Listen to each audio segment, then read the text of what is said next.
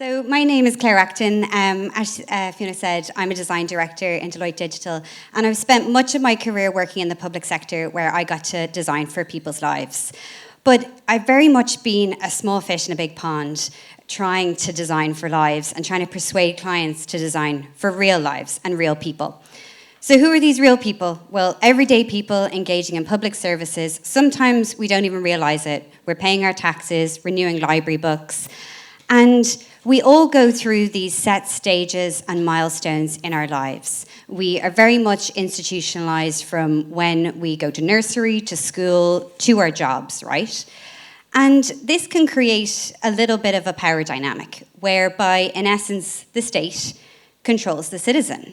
And this can create a bit of an imbalance then with how we as citizens engage with public services and how they're presented to us. Because when we think about it, lives can be really messy, right? We all follow a different path. We may hit those markers, those milestones, those stages, but we've got loads going on in our lives. We've got breakups, job stresses, health woes. So as a citizen, we can get stuck.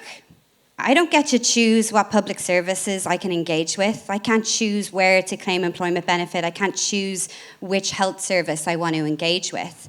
So we can get stuck.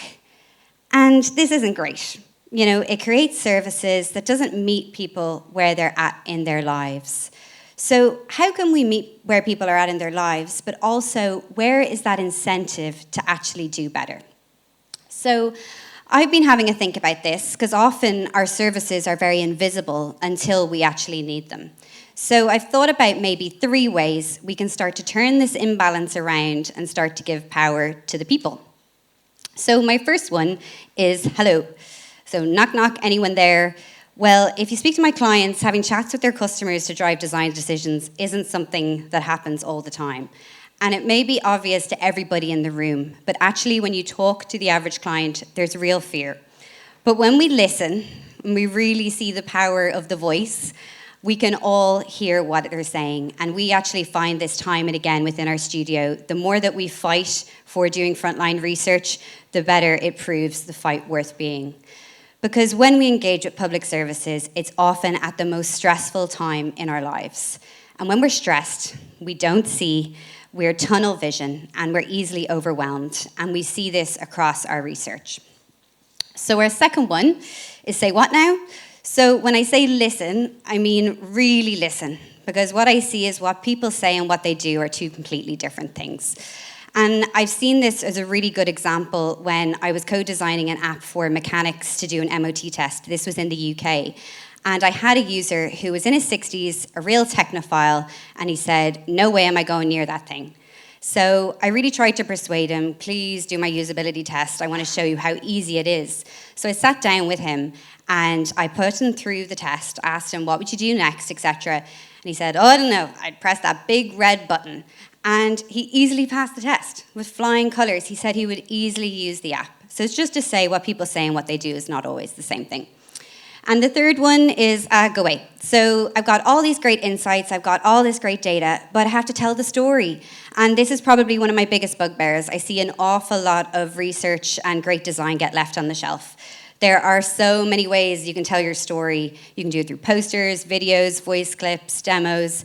And we've seen, certainly for us, we're lucky we get to work end-to-end design. So actually, we use storytelling throughout, both from research all the way to the end. So does this actually equal better? And actually, we found at the coalface, when we actually engage with some of those constraints in the system that are actually impeding citizens, sometimes they're valid. And actually, sometimes they're there to protect us.